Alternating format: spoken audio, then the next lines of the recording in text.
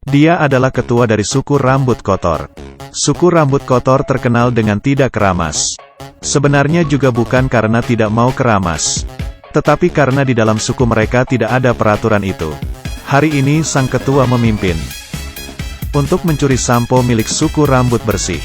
Mereka diam-diam ingin melihat resep sampo mereka. Sang ketua membunyikan suara. Para sukunya pun langsung berteriak dan keluar. Suaranya lumayan besar. Karena tidak bisa berenang, seluruh pasukannya dimusnahkan. Dan tersisa dia dan satu orang. Setelah itu, mereka sudah menyiapkan perangkap untuk 2 orang suku rambut bersih. Siapa sangka setelah kedua orang itu berjalan pergi, tidak terjadi apa-apa. Setelah dibuka, ternyata mereka lupa menggali lubang. Karena itu pun, dengan hati yang kecewa pun pulang. Untungnya mendapatkan hiburan dari simpanse. Setelah pulang memberitahu patriarknya bahwa semua pasukannya sudah tiada. Dia pun marah. Habis sudah, kita ini suku rambut kotor. Anda akan punah. Dengan cepat berdiskusi dengan semuanya di malam hari, patriark tua memutuskan untuk pergi sendiri.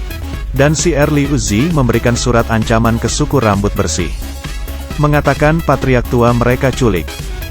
Sebelum hari gelap kalau masih belum memberikan sampo, patriark tua berencana akan menghancurkan dirinya sendiri.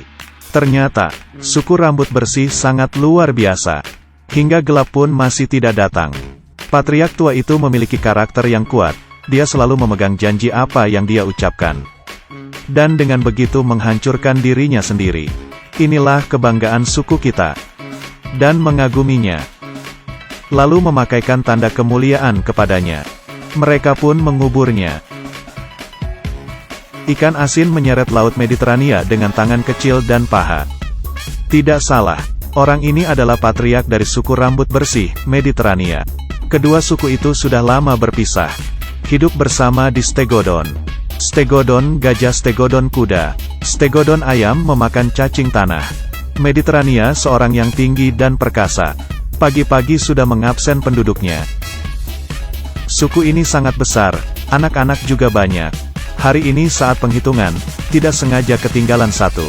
Penduduk mengatakan, hari ini dibawa pergi oleh ulat. Keduanya berpikir sejenak, tidak apa-apa, anak kita banyak, satu saja tidak ada bedanya. Dan penduduk datang juga ingin memberikan anaknya sedikit jatah. Mediterania demi orang lain, langsung memberikan mereka Stegodon babi kecil. Penduduk itu juga mengerti peraturan, dia tidak mau banyak. Dia menggunakan pisau memotongnya lalu hanya mengambil setengahnya. Memperhatikan pendidikan anak. Sangat awal sudah menciptakan TV di dinding pertama kali di dunia. Bekerja dan istirahat. Saatnya mematikan lampu di asrama dan waktunya tidur. Keesokannya, Erli Uzi terpikirkan suatu trik aneh. Menajamkan pisau lalu pergi ke arah kerbau dan domba. Dengan beberapa gerakan sudah memotong bulu domba. Dan memakaikannya ke perempuan. Dan menyuruhnya memasuki wilayah suku rambut bersih. Ribuan peringatan. Setelah menemukan sampo langsung kembali ke sini. Jangan menyia-nyiakan bulu si domba itu. Dia yang tanpa menggunakan sepatu pun langsung buru-buru pergi. Di sisi lain, suku rambut bersih meniup rusa hingga menjadi bola. Dan membuat ini menjadi pertama kalinya lomba voli di dunia. Para penonton, mari kita saksikan. Pertandingan bola voli 35.000 tahun yang lalu. Di sini adalah Nyonya Patriark yang mulai servis. Dia berpose lalu memukul tinggi bola. Bola itu berhasil masuk ke dalam hutan. Siapa sangka di saat mengambil bola itu, kebetulan sekali menabrak si perempuan yang dari suku rambut kotor itu, si Wei Wei. Dan dia langsung berpikir sepertinya dari wilayah luar. Wah, rambutmu sangat unik ya. Jodi si rambut putih. Setelah itu mereka berdua pun saling berkenalan. Membawanya pulang dan menyiapkan dia rumah. Apakah ini bukan lagi target? Perhatikan gambarnya. Membuat jeli sebelum pergi keluar. Lalu membuat gaya rambut. Keduanya seperti orang yang sama. Tetapi tidak lama kemudian, kehidupan yang tenang itu. Terjadi kejadian pembunuhan untuk pertama kalinya. Dan terjadi 2 pembunuhan. Mulutnya juga sudah dijahit. Mediterania menyuruh Zilai Juan dan Jin Mao untuk memecahkan kasus. Di desa mendengar Desa sebelah diduga melakukan kejahatan besar.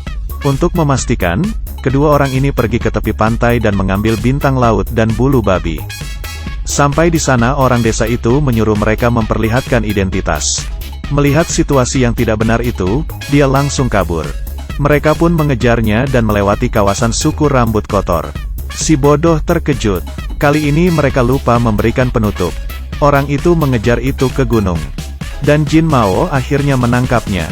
Mereka pun menangkap orang itu pulang. Mediterani memberikan penghargaan kepada kedua orang itu. Dengan memberikan mereka makan enak. Zilai Juan pun senang. Dan tidak sengaja melepaskan rambut palsu Wei Wei. Karena ketahuan, Wei Wei langsung lari kabur. Hati Zilai Juan pun terluka. Demi menghilangkan rasa sakit hatinya, Mediterania dengan spesial menyediakan mereka sebuah acara. Siapa sangka Liu Erzi membawa perempuan datang. Tanpa berkata pun langsung memukul leher Mediterania.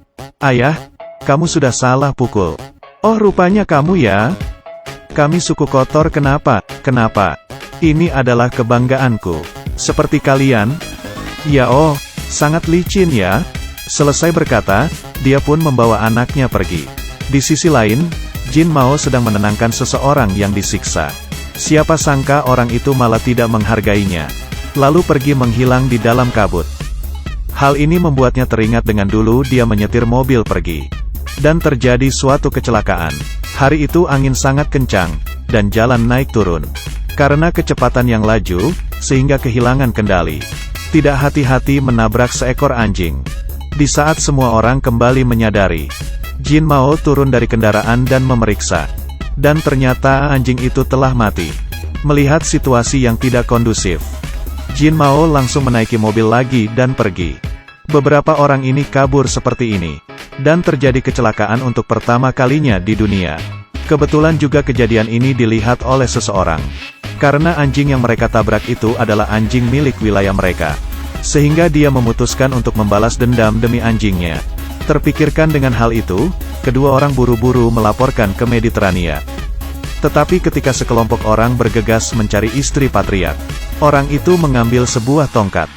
Bersiap-siap untuk memukulnya. Siapa sangka di saat ingin memukul, tiba-tiba masuk ke dalam jebakan. 1, 2 hingga akhirnya 3 kali, mereka pun berhasil. Mereka berhasil menangkapnya, untuk berterima kasih. Suku rambut bersih itu muncul. Dan memberikan suku rambut kotor itu sampo. Dan Zilai Juan datang menemui Wei Wei. Setelah menerima persetujuan orang tuanya, mereka berdua mulai jadian. Sudah bertahun-tahun tidak keramas. Banyak yang membantunya untuk keramas. Satunya dipanggil Xiani. Keramas hingga warna sungai itu berubah. Setelah keramas, rupanya rambutnya berwarna blonde. Jin Mao pun terdiam. Kedua suku itu kembali bersama. Dan tanpa disengaja menemukan anak laki-lakinya. Keduanya pun berpelukan. Simpanse ini juga kelihatannya puas. Untuk ini, Bibi Jiang secara khusus melantunkan puisi. Suku patung pasir lebih ceria, keramas membuat kekacauan. Suku rambut bersih kalau ada ketemu masalah itu dibicarakan baik-baik. Permisi.